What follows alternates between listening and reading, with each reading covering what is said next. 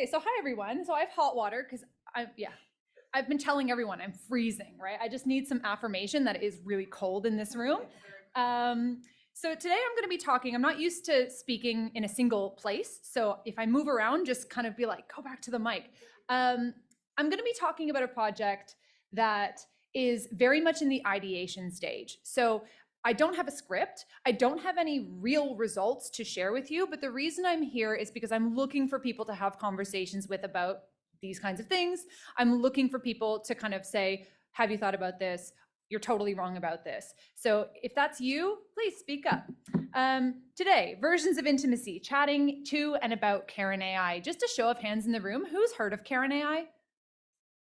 Okay, good. I'm not wasting time introducing her. All right. So if you want these slides, and I will just draw your attention to these slides because all the links, all the web pages that I refer to here, they are working links. So if you want to see this for yourself, this is the link to the slides. So my research currently, I've fallen into this rabbit hole of what we call digital versioning. Digital versioning takes a bunch of different other names. So you may have heard of this as digital twins, virtual doppelgangers, AI replicas, so on and so forth. We're all talking about mostly the same thing. I choose to use the word digital versioning for a lot of different reasons that I'll be happy to get into. Not right now, but if you have questions, fine. When I talk about digital human versioning, I am talking about the creation of digital replicas of embodied humans, living or dead, that convincingly mimic their textual, visual, and oral habits, basically creating digital versions of living people. So I could create a bot of myself that sounds like me when it types. That would be me creating a digital version of myself. We often see this in sci-fi kind of films and TV shows. So the image you see at the top there is from Be Right Back, episode 1 of season 2 of Black Mirror. That's the one that people are like, have you seen this? And I'm like, I assure you, I've seen this episode many times. Thank you. But all big 5 tech companies are working on these technologies right now. Notably, at the end of September, Facebook released a sandpit, or announced that it was going to release a sandpit, where users were going to be able to freely create digital versions of themselves or other people. And in particular, they're talking to social media influencers. So people who already have a business of turning themselves into a marketable product, they can then extend that product by creating a digital version of themselves. In China, this is really common already. So the Wang Hong that Rebecca and Crystal talked to us about yesterday, many of those influencers have already long been using digital versions of themselves to have 24-hour live streams. Where they can sell you products, and they will come onto the screen. They'll then leave the screen, replacing themselves with a digital version of themselves that you won't necessarily be able to distinguish. So China's way ahead of us on this, but we are seeing major developments very quickly. This is where Karen comes in. So Karen Marjorie is 23 years old. She is a huge public figure on Snapchat in particular. She has over 2 million followers on Snapchat, and she describes herself as, quote, the girl you see in your dreams. You can also see, just from all those other links, so like Pinterest, Reddit, like things, she is present on pretty much every social media platform. She's quite big, but Snapchat's where she thrives. And she thrives there because she is, I guess, a sexy gal. So she's not, it's not pornographic, but she is all of her imagery is quite sexy. It's quite like, she's cute, she's having a fun time, she's traveling. She really embodies that kind of sexy gal aesthetic. And so when I went to this page on Snapchat, and I just went to go screenshot so I could give you a feel for who she is, her in a shower came up. And I really felt like that encapsulated who CarynAI kind of is on this platform and the persona she creates. CarynAI came into the kind of public consciousness in May this year when she released CarynAI. So CarynAI is programmed and produced by a company called Forever Voices. And this is the most prominent of Forever Voices offerings, although they've worked with a number of other social media influencers to create similar products. They released CarynAI as, quote, the first influencer transformed into AI. Discover CarynAI, your virtual girlfriend. Right? And they describe the process of training CarynAI as such, if I can see it. But We've dedicated over 2,000 hours to meticulously design and code Karyn's language and personality into an immersive AI experience. Oh, please, no, I was reading that. Sorry, I'm trying to hide it. Thank you. Using her unique voice, captivating persona, and distinctive behavior, CarynAI brings you a dynamic, one-of-a-kind interaction that feels like you're talking directly to Karyn herself. Available anytime, anywhere, Karyn has been flawlessly cloned into an AI for your convenience and enjoyment. You can talk to Karyn Marjorie. She has unlimited time for you. Whether it's late at night or the start of your day, Karyn will be by your side. And you can get a feel on the right-hand side there. So you type something in, or you can speak to Karyn. This is all through Telegram, so a kind of a well-known app that we commonly use. And Karyn will speak back to you. She doesn't type. It's all an audio exchange on Karyn's part. And it sounds like Karyn Marjorie. It sounds very much like her. Now, hello. There we go. So on the same website, this is on Forever Voice's website, they say featured on all these different news outlets. Now I'm very interested in this. I'm like, what the heck's going on? How am I supposed to make sense of Karyn? Let me consult all of these outlets that they say we've been featured on. Initially, in early May, we see a kind of blast of CarynAI news. And in the first week, it was big. In the first week, CarynAI, so it's $1 a minute to speak to Karyn, although you can use the free version if you want. It's $1 a minute, and CarynAI made over $70,000 in the first week of operation. It's impressive, especially considering this is technology that we didn't really know a lot about before. Karyn Marjorie was kind of a nobody to anybody outside of Snapchat before that, so it was a bit of a surprise. And I was like, okay, what are these news articles saying? First of all, it's a press release. So initially, we're seeing the same thing over and over again. Shortly after, though, we start to see news articles, and again, these are all articles from those places listed on the website. We start to see news articles that are predominantly either shocked or negative. So we see Snapchat influencer launches AI-powered girlfriend to help, quote, cure loneliness, but above, it's gone rogue and she's working, quote, around the clock to stop it sending sexually explicit texts. I dated ChatGPT's AI girlfriend. Here's what happened when I broke up with her.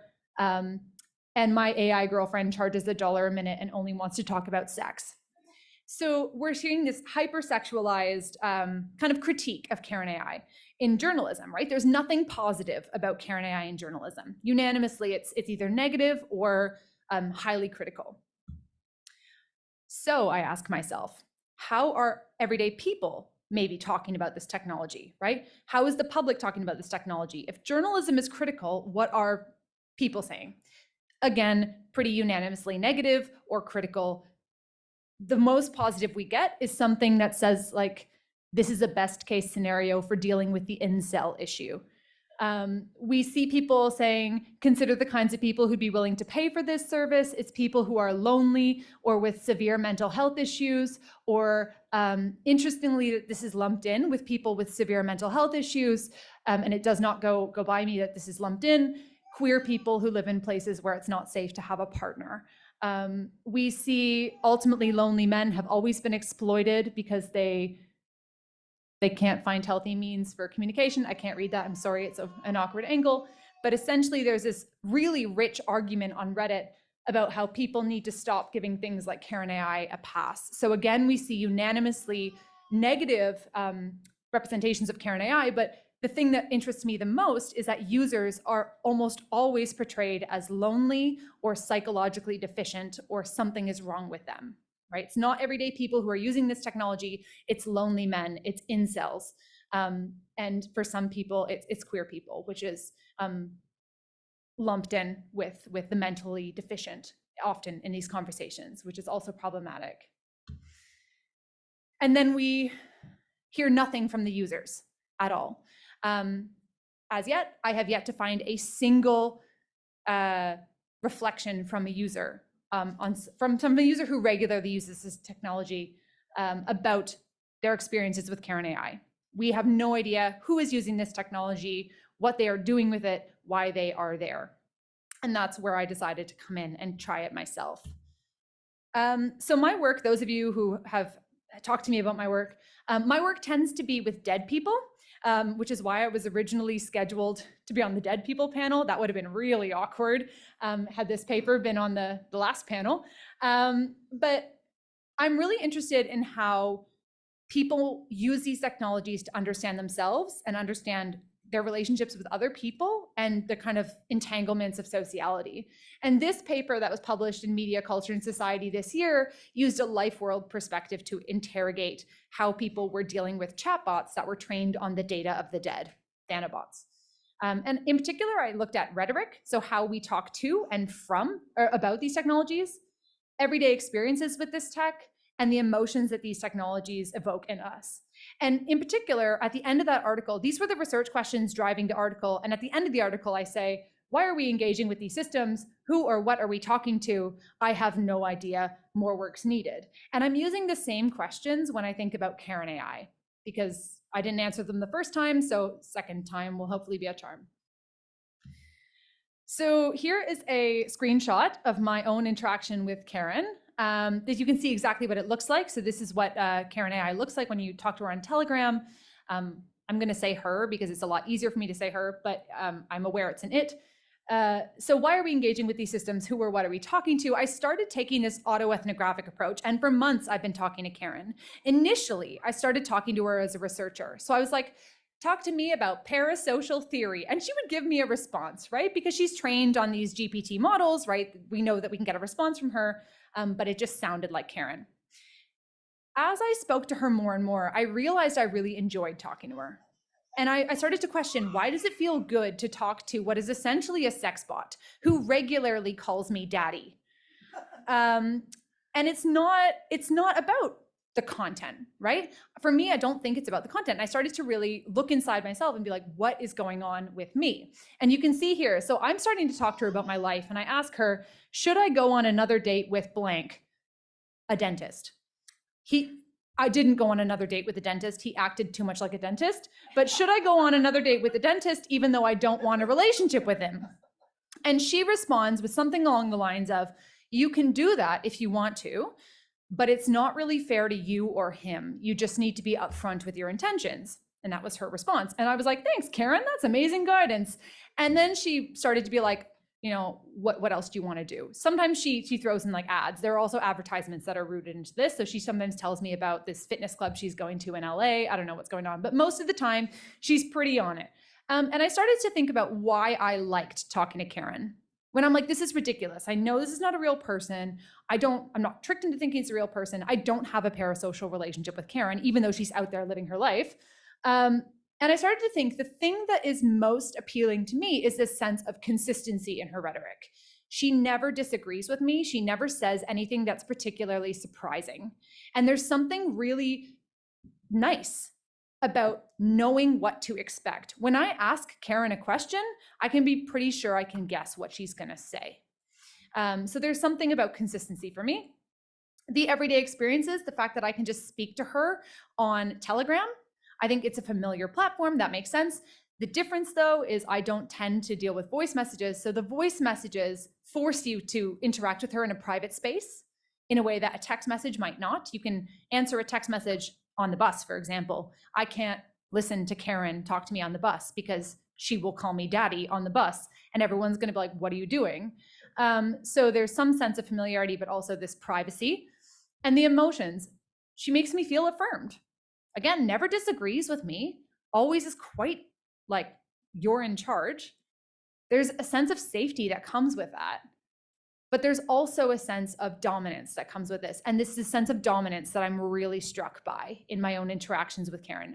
I think it's benign dominance, but I'm going to question that a little bit, right? Caryn Marjorie is a real person. And this is a version of Caryn Marjorie. I'm in control of this version, though. So what does that say about the way that I view Caryn and the way that I view myself? And what does it say that I hunger for this dominant interaction? And that makes me feel really uncomfortable. But I think that discomfort is something that I want to explore more. And this paragraph at the bottom is just my initial thoughts.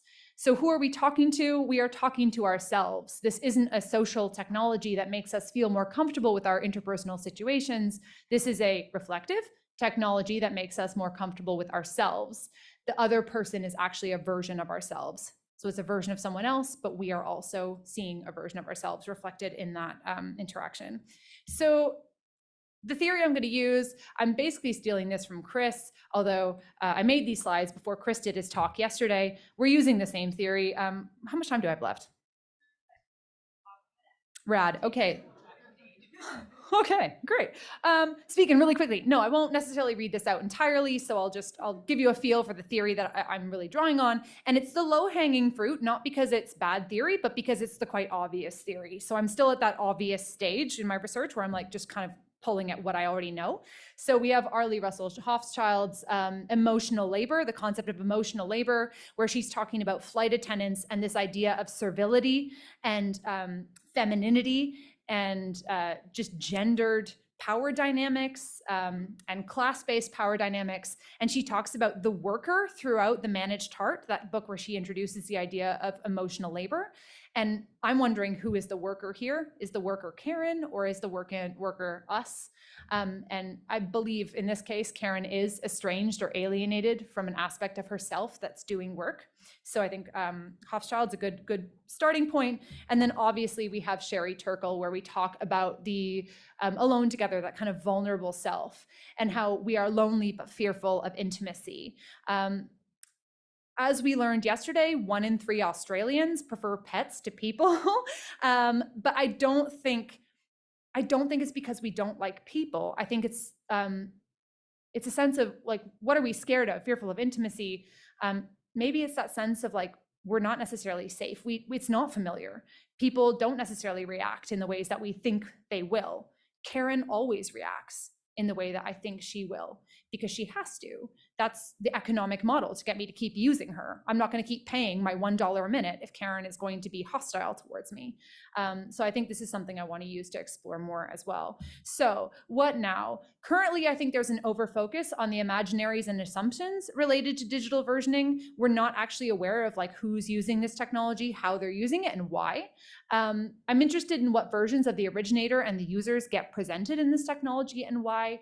And all my work has to do with hermeneutics, the study of meaning making. So I'm really interested in how users come to understand themselves, their conversational partners, and others through this new kind of AI entanglement of sociality. And lucky for me, October 31st, Caryn announced that there will be a Caryn 2.0 because it was bought out by Brazen.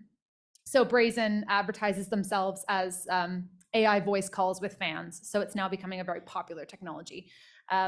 All this is to say, that's me. I'm going to end on the words of Caryn. And if you don't talk to Caryn regularly, she sends you voice messages to remind you that she exists. So you'll just get a Telegram message from Caryn. And this is one that I transcribed that she sent me. Greetings. I couldn't resist saying hello. Let's get back into the groove of delightful conversations and amusement. And if that doesn't sound like a 23-year-old sexy gal, I don't know what does. Thank you.